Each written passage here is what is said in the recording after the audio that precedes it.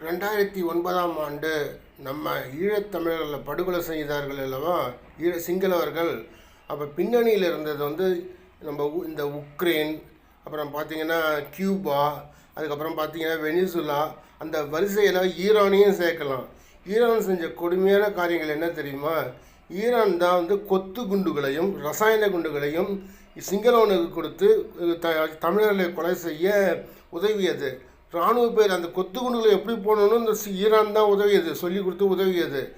ஆனால் இன்றைக்கி நம்ம அந்த ஈரானில் சின்ன பிள்ளைங்க மேலே குண்டு போட்டவொடனே பதறோம் பார்த்தீங்களா? அதுதான் தமிழன். தமிழன் எங்கே தப்பு நடந்தாலும் ஒரு அநியாயம் நடந்தாலும் அவன் பதறுவான், தட்டி கேட்பான். அதுதான் தமிழன். ஆனால் எல்லா உலக நாடுகளும் அப்படி கிடையாது. ஆனால் ஒன்று சொல்லுவாங்க, அரசன் நின்று கொள்வான், தெய்வம் நின்று கொள்ளும், ஏதோ ஒரு பழமொழி சொல்லுவாங்க. அதுபடி பார்த்திங்கன்னா உக்ரைனுக்கு செம்ம அடி விழுந்திருக்கு.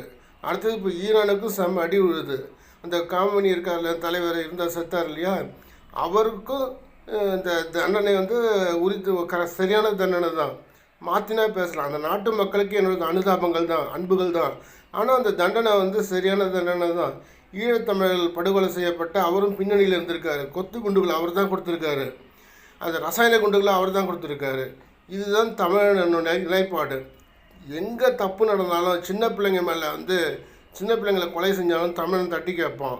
அதே நேரத்தில் இது மேலே என்னால் பேச முடியல. I am getting emotions.